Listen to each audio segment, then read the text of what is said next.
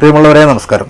ഇന്ന് ഞാൻ എൻ്റെ വീഡിയോയിലൂടെ നിങ്ങൾക്ക് പരിചയപ്പെടുത്തുന്നത് വർഷങ്ങളായി കലാരംഗത്തും പാർട്ടി വേദികളിലുമൊക്കെ പാട്ടുകളുമായി നമ്മളെ ചിരിപ്പിച്ച നമ്മളെ സുപരിചിതനായിട്ടുള്ള ബാലേട്ടനെയാണ്.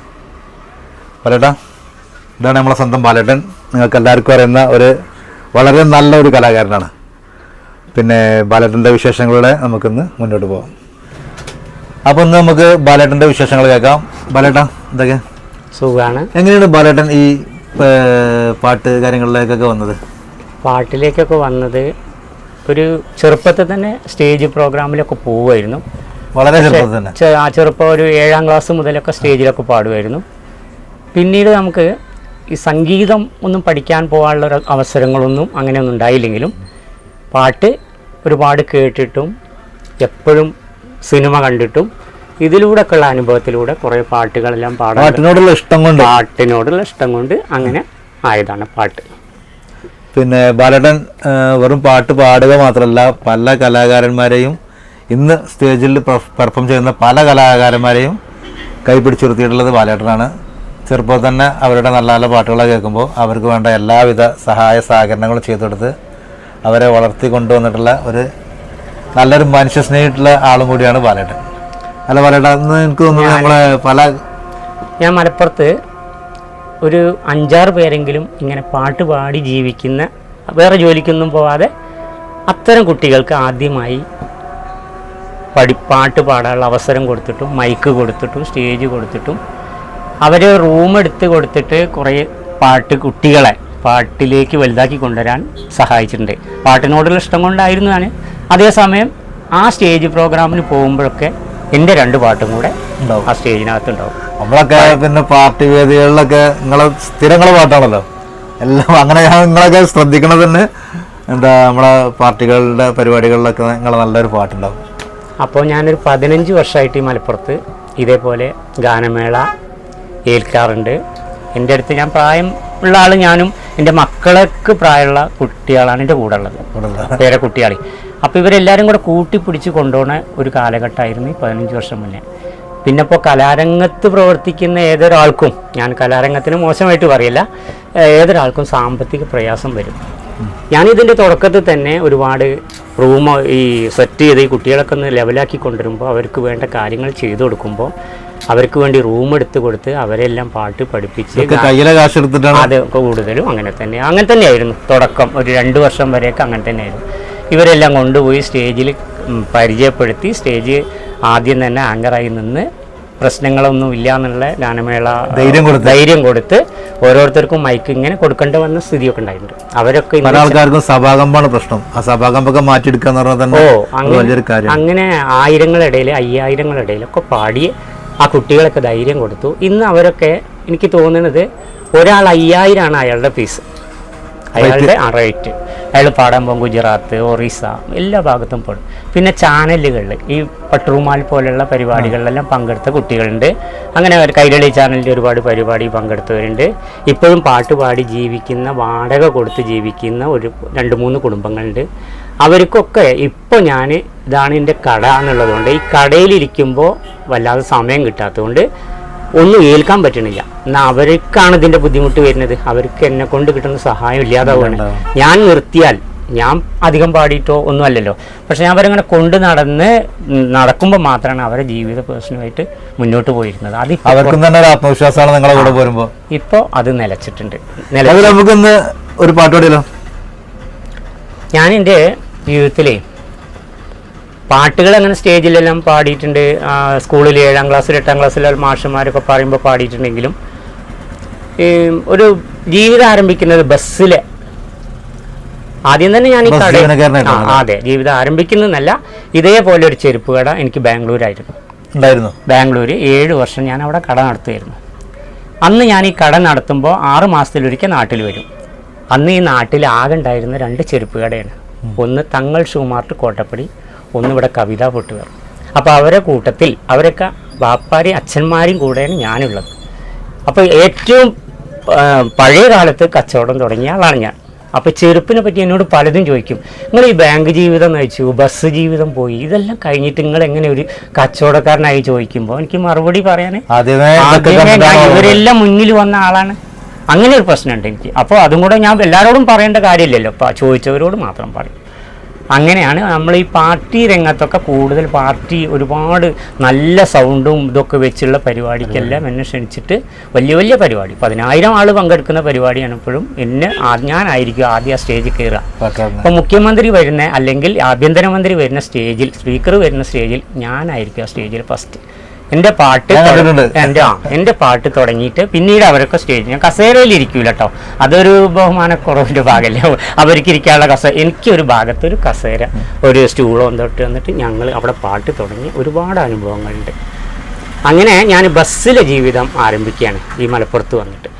ബസ്സിൽ അവിടുത്തെ ബാംഗ്ലൂർ ജീവിതം കഴിഞ്ഞ് ഇവിടെ വന്ന് ബസ്സിൽ 13 വർഷം ബസ് പോയി. അത് 25ാമത്തെ വയസ്സിൽ ബസ് ജീവിതം തുടങ്ങി. അപ്പോൾ ഉണ്ടാകുന്ന ഒരു ബസ് തൊഴിലാളികളെ മോശമായിട്ടൊന്നുമല്ല ഞാൻ പറയുന്നത്, നമ്മൾ ഡ്രൈവർ കണ്ടക്ടറൊക്കെ ആകുമ്പോൾ ഉണ്ടാകുന്ന ഒരു പ്രശ്നങ്ങൾ ഉണ്ടാവില്ല. ആ പ്രശ്നങ്ങളിലൊക്കെ ഇടപെടുമ്പോൾ നമ്മൾ പലരുമായിട്ട് ബന്ധപ്പെടും, പല ബന്ധങ്ങളും ഉണ്ടാവും, സുഹൃത്ത് ബന്ധം ഉണ്ടാവും, മറ്റ് കൂട്ടുകാരികളൊക്കെ ആയിട്ട് ബന്ധപ്പെടും. അങ്ങനെയുള്ള ഒരനുഭവ കാലത്ത് ഞാനിങ്ങനെ ഒരു വിവാഹ ജീവിതത്തിനെ പറ്റിയൊക്കെ ആലോചിക്കേണ്ട സമയം വന്നു. അന്ന് എനിക്കൊരു പാട്ട് പാടേണ്ടി വന്നു. അന്ന് ഒരാൾക്ക് വേണ്ടി ഒരു പാട്ട് പാടേണ്ടി വന്നു. അതാണ് എൻ്റെ ആദ്യത്തെ പാട്ട്. ആ പാട്ട് യുദ്ധകാന്ഡം എന്ന സിനിമയിലെ ഒരു പാട്ടാണ്. നമുക്ക് ഫസ്റ്റ് ആ ഒരു പാട്ട് പാടിയാലോ? ഓർമ്മിക്കുന്ന വരികൾ ഞാൻ പാടാം, അനുപല്ലവിയൊക്കെ ആയിട്ട് പാടുന്നുള്ളൂ. എൻ്റെ സൂര്യൻ എരിഞ്ഞടങ്ങി സന്ധ്യ തൻ സ്വർണമേടയിൽ എൻ്റെ കുങ്കുമപ്പാടമാകവേ ഇന്നു കത്തിയെരിഞ്ഞു പോ. ഈ പാട്ടാണ് ഞാൻ അന്ന് അവിടെ ആദ്യമായിട്ട് അങ്ങനെ പാട്ടിലെ ഒരു താല്പര്യം എനിക്ക് വന്നിട്ടുള്ളത്. പക്ഷേ ഞാൻ പല സിനിമ പാട്ടുകളും അതേമാതിരി നമ്മുടെ പാർട്ടി ബേസിലുള്ള രാഷ്ട്രീയ ഗാനങ്ങളൊക്കെ നിങ്ങൾ ഒരുപാട് കേട്ടിട്ടുണ്ട്. ഞാൻ അതിന് ശേഷം എനിക്ക് പാട്ടിന് ഈ നടന്ന് പാട്ട് പാടാനുള്ള അവസരം ഉണ്ടാക്കി. ഈ സ്റ്റേജുകളെല്ലാം എല്ലാവരെയും മലപ്പുറത്ത് ടൗണിൽ ആദ്യമായിട്ട് കാണുന്നത് ഒരു കാരുണ്യ പ്രവർത്തനത്തിൻ്റെ ഭാഗമായിട്ടാണ്. ഈ കിഡ്നി രോഗം, ക്യാൻസർ രോഗം ഒക്കെ വന്നവരെ സഹായിക്കുന്ന ഒരു രൂപം. ഇപ്പം ഞാൻ അവരോട് പറഞ്ഞതാണ് ആദ്യമായിട്ട് ഞാനൊരു കിഡ്നി രോഗം വന്ന ഒരു കുട്ടിയുടെ വീട്ടിൽ ചെന്നിട്ട് പറഞ്ഞു, പൈസ ഉണ്ടാക്കുന്ന ഇങ്ങനെ ഒരു പരിപാടി കുറേ വർഷം 13 വർഷം മുന്നേ ഈ പരിപാടിയാണ്. അതാണ് എൻ്റെ ധൈര്യം വരാൻ കാരണം. ജില്ലേൻ്റെ പല ഭാഗത്ത് പോയിട്ട് ഞാൻ എൻ്റെ കൂട്ടുകാരും ഒത്ത് ഒരു 10-15 കൂട്ടുകാരും ഒത്തിട്ട് ടൗണിലെല്ലാം നടന്നിട്ട് ഈ ഒരു പേഷ്യൻറ്റിൻ്റെ കാര്യം പറഞ്ഞിട്ട് അവരെ സഹായിക്കുന്ന, അത് ലക്ഷങ്ങൾ 5 ലക്ഷം 4 ലക്ഷം ഒക്കെ പിരിച്ചു കൊണ്ട് കൊടുക്കുന്ന ഒരു കാലഘട്ടം അന്ന് തുടക്കം. അന്ന് ഞങ്ങൾ ചെയ്യുന്നത് എന്താണെന്ന് വെച്ചാൽ നല്ല വിശ്വാസതയിലാണ് ചെയ്യുക. ആദ്യം ഞങ്ങൾ വരുന്നു, മലപ്പുറത്തെ വരിക്കാർ വരുന്നു, ഇത്രാം തീയതി ഇന്ന സ്ഥലത്ത് വരുന്നു പത്രത്തിൽ ആദ്യം ഔട്ട് ചെയ്യും. മാതൃഭൂമി, മാധ്യമം, ദേശാഭിമാനി, ഈ പത്രത്തിൽ കൊടുത്തിട്ടാണ് ഞങ്ങൾ പോവുക. അപ്പം ഞങ്ങൾ ചെല്ലുമ്പോൾ ഓരോ ഭാഗത്തും ആളുകൾ ഇന്നലെ കണ്ട പത്രത്തിൽ അങ്ങനെ വിശ്വാസത വരുത്തിയിട്ടുള്ള പാട്ടുകളാണ്. അങ്ങനെയാണ് ഞാൻ ചെങ്കോട്ടിയിലൊക്കെയാണ് ഏറ്റവും കൂടുതൽ പാട്ട് പാടിയത്. 1 ലക്ഷം രൂപ വരെയൊക്കെ ചെങ്കോട്ടി സ്റ്റോപ്പിൽ നിന്ന് കളക്ട് ചെയ്തിരുന്നു. എന്നിട്ട് ആ വീട്ടിൽ കൊണ്ടുകൊടുത്തു. അവരോട് ഞാൻ പറഞ്ഞു, ഞാൻ പാട്ട് പാടി കൊണ്ടുവരുന്ന പൈസ കൊണ്ട് നിങ്ങൾ ഇത് ചികിത്സയ്ക്ക് തികയില്ലെങ്കിലും ഒരു ഭാഗമെങ്കിലും നിങ്ങൾക്ക് ചെലവഴിക്കാണ്ടോ. 15 ലക്ഷം വേണ്ടടുത്ത് ഞാൻ കൊണ്ടു കൊടുക്കണം 1 ലക്ഷം 2 ലക്ഷം. അപ്പോൾ ഞാൻ അത് അങ്ങനെ കൊണ്ടു കൊടുത്തൊരു കാലഘട്ടമൊക്കെ ഉണ്ട്. അപ്പം ഞാൻ പറഞ്ഞു, എൻ്റെ ശബ്ദം, ഞാനൊരു വലിയ ഗായകനൊന്നും ആയില്ലെങ്കിൽ ഇത് ഇവർക്കെങ്കിലും ഇത്തരക്കാർക്കെങ്കിലും ഈ പാവങ്ങൾക്കെങ്കിലും ഉപകരിക്കാൻ കഴിയും. അത് ഞാൻ അങ്ങനെ ചെയ്യും. അപ്പം ഞാൻ എൻ്റെ ചെയ്യുന്ന ജോലിയൊന്നും ചിലപ്പോൾ ശ്രദ്ധിക്കാൻ പറ്റിയിട്ടില്ല. അങ്ങനെ ചെയ്യുന്ന തൊഴിലുകളൊക്കെ ചിലപ്പോൾ മാറ്റി വെച്ചുകൊണ്ട് ഞാൻ അങ്ങനെ. അപ്പോൾ എപ്പോഴും എൻ്റെ കുടുംബം പറയും, എല്ലാം നിങ്ങൾ മാറ്റി വെച്ചിട്ട് ഓരോ കാര്യത്തിന് ഇറങ്ങിയിട്ട് ഇതിന് അവസാനത്തിൽ ബുദ്ധിമുട്ടാവും എന്ന് പറഞ്ഞിരുന്നു. പക്ഷെ ഞാനത് അങ്ങനെ ബുദ്ധിമുട്ടൊന്നും അനുഭവിച്ചിട്ടില്ല. എങ്കിലും ചില ബുദ്ധിമുട്ടുകളൊക്കെ എനിക്ക് ഉണ്ടായിട്ടുണ്ട്. അല്ല, അങ്ങനത്തെ മറ്റുള്ളവരെ സഹായിച്ചു നടക്കുന്ന ആൾക്കാർ പലരും പറയും കൊടുങ്ങുമെന്ന്. പക്ഷെ ദൈവം അവരെ കൊടുക്കൂല. അന്ന് ഞാൻ ആ കുട്ടിക്ക് വേണ്ടി ഒരു പാട്ട് പാടിയത് ഞാൻ ഓർക്കാം. ചെങ്കോട്ടി പാടിയ പാട്ടാണ്.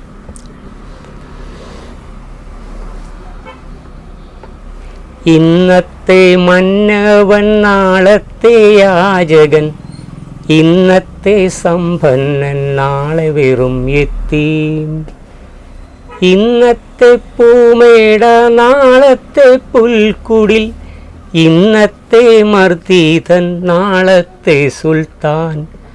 അല്ലാവിൻ കാരുണ്യമില്ലെങ്കിൽ ഭൂമിയിൽ എല്ലാരും എല്ലാരും യത്തീമുകൾ, യത്തീമുകൾ.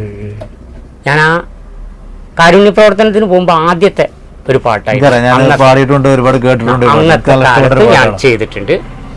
പിന്നീട് അങ്ങനെ ഓരോ വർഷവും എനിക്ക് ഇതേമാതിരി ഓരോരോ വീട്ടിൽ നിന്ന് വിളി വരും, ഒന്ന് ചെയ്തു തരുമോ, ഒന്ന് ചെയ്തു തരുമോ. അങ്ങനെ ഒരു 4 ആൾക്ക് വേണ്ടിയെങ്കിലും, പക്ഷെ അവരുടെ ജീവിതം മുഴുവൻ എനിക്ക് തിരിച്ചു കൊടുക്കാൻ കഴിഞ്ഞില്ലെങ്കിലും 1-2 ആൾ ഇപ്പോഴും ജീവിച്ചിരിക്കും. നമ്മളെ കൊണ്ട് കഴിയണത് നമ്മൾ ചെയ്യുക, അത്രയല്ലേ ഉള്ളൂ. അങ്ങനെയാണ് അത് അങ്ങനെ ഉണ്ടായിട്ടുള്ളത്. അങ്ങനെ ആ കാലം കഴിഞ്ഞു. പിന്നീട് ഞാൻ ഈ ബസ് ജീവിതം 10-13 വർഷം, അതിനുശേഷം ബാങ്കിൽ കുറേ കാലം, എല്ലാം അങ്ങനെ കുഴപ്പമില്ലാതെ അങ്ങനെ പോയി.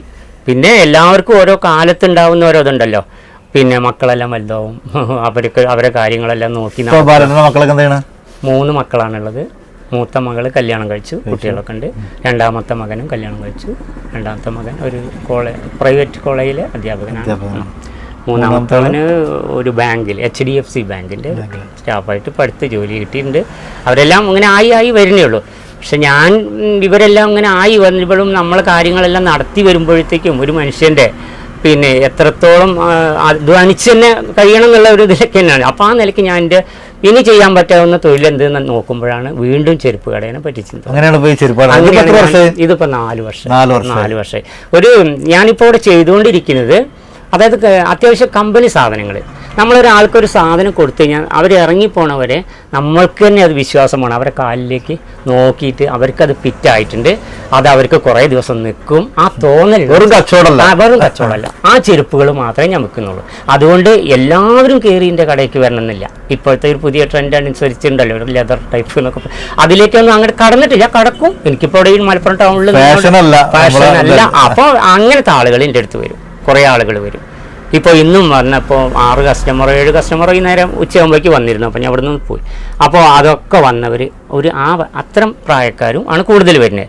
ഇനിയിപ്പോൾ പെൺകുട്ടികൾ വന്നുകൊണ്ടേ ഇരിക്കുകയാണ്. അവർക്കൊക്കെ വേണ്ട സാധനങ്ങൾ ഞാൻ ഓഗസ്റ്റ് 1 മുതൽ എല്ലാം ഇതിന് ഈ കടയും കൂടെ ഒന്ന് പണിയെടുക്കാൻ വിപുലീകരിച്ചിട്ട് ഒന്നും കൂടെ. അപ്പോൾ എന്താ പറയുക, എൻ്റെ കൂട്ടുകാരോ എൻ്റെ ബസ് ജീവിതത്തിലുള്ള ബന്ധക്കാരോ എൻ്റെ പാർട്ടിക്കാരോ എൻ്റെ ആരും ഞാനിങ്ങനെ കട തുടങ്ങിയത് അറിഞ്ഞിട്ടില്ല. എന്നാൽ പിന്നെ എല്ലാവരോടും ബാലേട്ടൻ്റെ കടയാണ് നമ്മുടെ മലപ്പുറം KSRTC ബസ് സ്റ്റാൻഡിൻ്റെ നേരെ എതിർവശത്ത്. എല്ലാവരും വരിക. ബാലേട്ടൻ്റെ കടൻ്റെ പേര് വാക്ക് ആൻഡ് റൺ, അതായത് നടത്തും ഓട്ടും. വാക്കാൻ റൺ. ബാലേട്ടൻ്റെ ചെരുപ്പെടുത്താൻ ധൈര്യമായിട്ട് നടക്കാൻ, ധൈര്യമായിട്ട് ഓടാ, പൊട്ടൂല. ബാലേട്ടാ, പിന്നെ എനിക്ക് നിങ്ങളൊരു വിപ്ലവഗാനം അത് നമുക്ക് പാടിയല്ലോ. വിപ്ലവഗാനം ഞാൻ കുറേ പാടിയിട്ടുണ്ട്, ഞാൻ കേട്ടിട്ടുണ്ട്. ഇപ്പോൾ എന്താ പറയുക, ഇപ്പോൾ ഈ 3 വർഷമായിട്ട് ഞാൻ കുറച്ച് അങ്ങനെയാണ് കുറച്ച്. അപ്പോൾ ഒരു മനസ്സിൻ്റെ ഒരു ഇത് എല്ലാം കൂടെ ആകുമ്പോൾ അങ്ങനെയുള്ള ഒരു സാധാരണക്കാരന് ഇങ്ങനെയൊക്കെ എത്തിപ്പെടാനാവുമ്പോൾ എന്നോട് ചോദിച്ചു, കുന്നുമ്മ ടൗണിൽ നിങ്ങളൊരു കടയൊക്കെ തുടങ്ങി. അപ്പോൾ അതിൽ ചില ബുദ്ധിമുട്ടുകളൊക്കെ ഉണ്ടായിട്ടുണ്ടാവും. അത് നമ്മളെ മനസ്സിൽ ഇങ്ങനെ ഒതുക്കി പിടിച്ചിട്ടാണല്ലോ. അപ്പോൾ അങ്ങനെ പോകുമ്പോൾ അപ്പോൾ മനസ്സിൻ്റെ ഒരു കാര്യമായിട്ട് ഞാൻ അങ്ങനെ പോകുമ്പോൾ ചെറിയ 2 വരി ഞാനത് പാടാം. അങ്ങനെ ഓരോന്ന് വരുമ്പോഴെനിക്ക് പറയാൻ പറ്റും, എല്ലാം കൂടി പാടാൻ കഴിഞ്ഞില്ല. ചായം തേച്ച മുഖങ്ങളുമായവർ ജീവിതം അഭിനയമാക്കുന്നു. ചായം തേച്ച മുഖങ്ങളുമായവർ ജീവിതം അഭിനയമാക്കുന്നു. ചുണ്ടോളമെത്തുന്ന വ്യാമോഹം,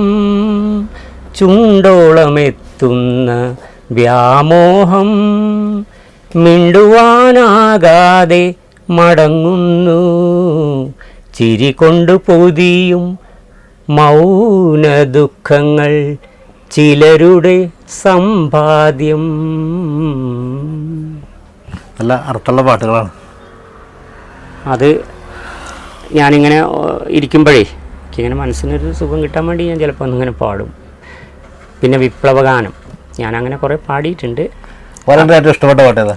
ഞാൻ ഏറ്റവും കൂടുതൽ പാടിയിട്ടുള്ളത് നീലക്കണ്ണുകൾ എന്ന് പറഞ്ഞ സിനിമയിലെ ഒരു പാട്ടാണ്. സുകുമാരൻ ആദ്യമായി അഭിനയിച്ച പടം. ഇപ്പോഴത്തെ യുവാക്കളൊക്കെ കാണുന്ന പൃഥ്വിരാജ്, ഇന്ദ്രജിത്ത് എന്നൊക്കെ പറയില്ലേ, സുകുമാരന്റെ ആദ്യത്തെ ഭാര്യയിൽ മല്ലികയിൽ ഉണ്ടായ കുട്ടികളാണ് ഇവരെ രണ്ടുപേരും, പൃഥ്വിരാജും ഇന്ദ്രജിത്തും. അവരൊക്കെ ഇപ്പോൾ സൂപ്പർ നടന്മാർ അറിയപ്പെടുന്ന സ്റ്റാറുകളായി മാറി. സുകുമാരനും നമ്മളൊക്കെ ഇഷ്ടപ്പെട്ട നല്ലൊരു അയാളുടെ കടന്നു വരാം ആ ഫസ്റ്റിലെ സിനിമയാണ് നീലക്കണ്ണുകൾ എന്നാണ് സിനിമ. അതിനകത്ത് അത് ഒരു ശരിക്കൊരു ഈ അടിമത്തത്തിനും അതേപോലെ മുതലാളിത്തത്തിനെതിരുള്ള ഒരു സിനിമ നീലക്കണ്ണുകൾ. അതിന് ഒരു നേതാവായിട്ട് തേയിലത്തോട്ടത്തിലെ ഒരു നേതാവായിട്ട് അതിലുള്ള ഒരു പാട്ടാണ്. മരിക്കാൻ ഞങ്ങൾക്കു മനസ്സില്ല, കരയാൻ ഞങ്ങൾക്കു മനസ്സില്ല, മുതലാളിത്വമേ നിൻ മുന്നിൽ ഇനി മുട്ടുമടക്കാൻ മനസ്സില്ല. മരിക്കാൻ ഞങ്ങൾക്കു മനസ്സില്ല, കരയാൻ ഞങ്ങൾക്കു മനസ്സില്ല, മുതലാളിത്വമേ നിൻ മുന്നിൽ ഇനി മുട്ടുമടക്കാൻ മനസ്സില്ല. ഈ പാട്ടുകളൊക്കെ ഞാൻ എന്തായാലും സ്റ്റേജിൽ എന്നെ കാണുമ്പോൾ തന്നെ അവർ പറയും, ബാലേട്ടനെ കൂടെ ആദ്യം ആ പാട്ട് പഠിപ്പിക്കണം, പിന്നെ ഞാൻ അങ്ങനെ വിപ്ലവ ഗാനം പാടും. എൻ്റെ കൂട്ടത്തിലുള്ള ഈ ഗായികമാരൊക്കെ അവരെ കൊണ്ടൊക്കെ ഞാൻ പാടിപ്പിക്കാൻ നോക്കും. അവർക്കൊന്നും വിപ്ലവം അത്രയും വരില്ല, എന്നാൽ എൻ്റെ കൂടെ നടന്ന് കുറേ വിപ്ലവകാരികളായവരുണ്ട്. ബാലേട്ടനെ നല്ല മെലഡി സോങ്ങുകൾ കേട്ടിട്ടുണ്ടല്ലോ ഈ സ്റ്റേജിൽ തന്നെ, പാർട്ടി സ്റ്റേജുകളിലൊക്കെ നല്ല മെലഡി സോങ്ങുകളൊക്കെ പാടുന്നുണ്ടല്ലോ. മെലഡി സോങ് ഞാൻ അധികം ഈ ശോകമായിട്ടുള്ള പാട്ടുകൾ, അതേമാതിരി വിരഹദു പാട്ടുകൾ, അങ്ങനെയൊക്കെ ഞാൻ കൂടുതൽ അതിന് എൻ്റെ ശബ്ദം ചേരുള്ളൂ എന്ന് എനിക്ക് തോന്നിപ്പോയി. അതിൻ്റെ ഭാഗമായിട്ട് അല്ലാതെ ഞാനിപ്പോൾ എന്തായാലും I am a disco dancer എന്നുള്ള പാട്ട് പാടാൻ പറ്റൂലല്ലോ. അപ്പൊ ഞാൻ അപ്പൊ എന്ത് ചെയ്തു, എന്റെ പ്രായത്തിനനുസരിച്ച്, എന്റെ ഈ ഇപ്പോഴത്തെ പ്രായത്തിനനുസരിച്ച്, ഞാനിപ്പോ എന്തായാലും 50 വയസ്സിലാണ് ഇപ്പൊ സ്റ്റേജിലേക്ക് വന്ന്, ഇപ്പൊ 65 വയസ്സായി. അപ്പോ എന്റെ പ്രായത്തിനനുസരിച്ച് പാട്ടുകൾ 65 വയസ്സായി. അപ്പം അങ്ങനത്തെ പാട്ടുകളാണ് പാടേ ഞാൻ. സുമംഗലി നീ ഓർമ്മിക്കുമോ സ്വപ്നത്തിലെങ്കിലും ഈ ഗാനം, ഒരു ഗദ്ഗതമായി മനസ്സിലലിയും ഒരു പ്രേമ കഥയിലെ ദുഃഖഗാനം. സുമംഗലി നീ ഓർമ്മിക്കുമോ സ്വപ്നത്തിലെങ്കിലും ഈ ഗാനം. നല്ല പാട്ടായി. അപ്പം ഞാൻ അങ്ങനെ അതായത് ഇപ്പം ഞാൻ എന്തായാലും ഇപ്പം സംഗീതം അങ്ങനെ പഠിക്കാൻ, അത് ഞാൻ പറഞ്ഞല്ലോ, കൂട്ടുകെട്ടിൽ കൂടെ അറിയും. ഞാൻ മലപ്പുറത്ത് ശിവദാസ് വാര്യർ, അപ്പം ശിവദാസ് വാര്യരൊക്കെ ഞാൻ നല്ല ബന്ധമാണ്. പക്ഷെ അവരെല്ലാം ചെയ്യുന്നത് അവരോട് ചോദിക്കൂല, അവരെല്ലാം ചെയ്യുന്നത് ഇങ്ങനെ കണ്ടുപിടിക്കും. അതേപോലെ ഇപ്പോൾ ബാബുരാജ് കോട്ടക്കുന്ന്, അങ്ങനെ ചില കാര്യങ്ങളൊക്കെ അങ്ങനെ അറിഞ്ഞ് പഠിക്കാണ്ടാവും. ചോദിച്ചാൽ ചിലപ്പോൾ ബുദ്ധിമുട്ടാവേണ്ട രീതിയിൽ ചോദിക്കില്ല, അങ്ങനെ കേട്ടും അറിഞ്ഞു. ഞാൻ ഇപ്പോൾ ബാലേട്ടൻ ശരിക്കും സംഗീതം പഠിക്കായിരുന്നു, കാരണം ജന്മപരമായിട്ട് ബാലേട്ടൻ്റെ കൈവട്ടി. ഇപ്പൊ എനിക്ക് എന്റെ കുട്ടീനെ, പേരക്കുട്ടീനെ സംഗീതം പഠിപ്പിക്കും. മകളെ കുട്ടീനെ ഇപ്പം ഞായറാഴ്ചയാണ് ക്ലാസ് കഴിഞ്ഞ് ഇപ്പം വീട്ടിലേക്ക് പറഞ്ഞയച്ചിട്ടേ ഉള്ളൂ. അത് നമുക്ക് ഓരോരോ ആഗ്രഹങ്ങളല്ലേ, നമുക്ക് കഴിയാത്തത് അവർക്ക് കഴിയട്ടെ. അല്ല, ബാലേട്ടനോട് ഒരുപാട് ആൾക്കാരെ കൈപിടിച്ച് ഉയർത്തിയ ആളാണ് ബാലേട്ടൻ. അപ്പോൾ സ്വന്തം പേരക്കുട്ടനെ തന്നെ നാടിന് ഒരു പാട്ടുകാരിയായിട്ട് സമർപ്പിക്കാൻ. ആൺകുട്ടിയോ പെൺകുട്ടിയോ? ആൺകുട്ടിയാണല്ലേ. അവൻ്റെ പാട്ട് എന്നൊക്കെ പറഞ്ഞാൽ നമ്മളിപ്പോൾ തുടങ്ങുമ്പോൾ ഇവരൊക്കെ തുടങ്ങുന്നത് വേടൻ പാടിയ പാട്ട് എന്നൊക്കെ തുടങ്ങുന്നത്. സംഗീതം അതെ, ട്രെൻഡാണ്. അവരുടെ ട്രെൻഡിന് നമ്മൾ നിന്ന് കൊടുക്കണമല്ലോ. പിന്നെ ഇപ്പം പണ്ട് ഞങ്ങൾ ഈ പാട്ടിനൊക്കെ ഓർക്കസ്ട്ര ചെയ്യുമ്പോൾ ഓർക്കസ്ട്ര വൃത്തിയായിട്ട് ചെയ്യാം. പക്ഷെ പിന്നീട് ഈ കരോക്കെ ഇറങ്ങിയല്ലോ, കരോക്കെ ഇറങ്ങിയിട്ടും അതൊക്കെ തേടി പിടിച്ച് കൊണ്ടുവരാൻ മൂവാറ്റുപുഴ, പെരുമ്പാവൂര് ഒക്കെ പോയിട്ടാണ് അന്നത്തെ മ്യൂസിക്കുകൾ കൊണ്ടുവരിക. ഒരു മ്യൂസിക്കിന് തന്നെ 300 രൂപയൊക്കെ കൊടുത്തിട്ട് ഇന്ന് സുലഭ. പക്ഷേ ഞാൻ ആരെയും കുറ്റം പറയല്ല, ഓരോ മ്യൂസിക്കും നമ്മൾ ഉദ്ദേശിച്ച മാതിരി പാടാൻ കഴിയില്ല, ഫാസ്റ്റ് വരിക. ഇത് അന്ന് ഇറക്കിയ യഥാർത്ഥ സംഗീത സംവിധായകർ ഇറക്കിയതൊക്കെ യഥാർത്ഥ അന്ന് CD ആണ്. ആ CD വരുമ്പോൾ യഥാർത്ഥത്തിൽ കിട്ടിയിരുന്നു. ഇപ്പോൾ യൂട്യൂബിൽ നിന്നോ എവിടെ നിന്നെല്ലാം എടുക്കണം, ഞാനിങ്ങനെ ഞെക്കിയിട്ടൊക്കെ എടുക്കും, ഇന്നെ എടുത്തു തരും. അപ്പോൾ അത് എടുത്തു വരുമ്പോൾ അതിൻ്റെ ഒപ്പം പാടിയാൽ എത്രയായാലും ശരിയാവില്ല, ഭയങ്കര ഫാസ്റ്റ് ആവും. അത് ആരിറക്കിയതാന്ന് ഞാൻ ചോദിക്കും, എടാ എനിക്കിതിൻ്റെ കൂടെ പാടാൻ കഴിയണില്ല, ഇത് ആരിറക്കിയതാ ചോദിക്കും. അത് കുണ്ടോട്ടി അഷറഫ്, പെരുമ്പാവൂർ നാണി, ഇങ്ങനെല്ലാം പറഞ്ഞിട്ട് ഇങ്ങോട്ട് വരുമ്പോൾ നമുക്കത് ഭയങ്കര. അപ്പം ഞാൻ ആദ്യം തന്നെ ആരാണ് എഴുതിയത് ആദ്യം ഒരു പാടി നോക്കിയിട്ട് സ്റ്റേജിക്ക് കൂടുതലുള്ളവരോടൊക്കെ പറയും സ്റ്റേജിൽ പോയിട്ട് മാനം കെടാൻ നിൽക്കരുത്, എല്ലാം എടുത്ത് നോക്കി ഓക്കെ ആണെങ്കിൽ മാത്രം. കാരണം ഞാൻ അവരെ ഇന്ന് ചെറിയ പൈസയൊക്കെ വാങ്ങിയിട്ട് അത് ചെയ്യുന്നത്, എന്നാലും വൃത്തിയായിട്ട് ചെയ്ത് കൊടുക്കണ്ടേ. അപ്പോൾ ഗായകരോടൊക്കെ ഞാൻ പറഞ്ഞു കൊടുക്കാം, ഒരു ധൈര്യത്തിലാണ് കയറും, ഇതാണ് ഞെക്കിയിട്ട് അതിൻ്റെ ഇടയിൽ ഒരു കോള് വരും, അങ്ങനെ അതൊക്കെ പ്രശ്നമാണല്ലോ. നമ്മളിതെല്ലാം അറിഞ്ഞ് ചെയ്യുമ്പോൾ വൃത്തി ചെയ്ത് കൊടുക്കണം. അങ്ങനെയൊക്കെയാണ്. അപ്പോൾ അവരൊക്കെ ആയിട്ട് ഇപ്പോഴും ഞാൻ നല്ല. ഇപ്പം നാളെ ഒരു പരിപാടി ഉണ്ട്, ഞാൻ നാളെ ഒരു കല്യാണം ചെയ്ത് കൊടുക്കാൻ, അത് പടപ്പറമ്പിലാണ്. അപ്പം എന്നെ വിളിച്ചിരുന്നു.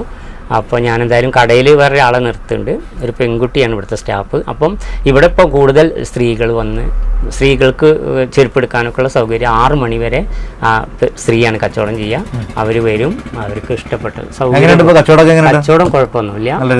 നമുക്കിതിന് ചെറിയ കാര്യങ്ങൾ നടക്കണം. ഞാനിവിടെ നിന്ന് തിരിഞ്ഞതിന് എനിക്കും കിട്ടണം, അതേപോലെ നമ്മളെ ഈ കുട്ടിക്ക് കൂലി കൊടുക്കണം, വാടക മുതലാളിക്ക്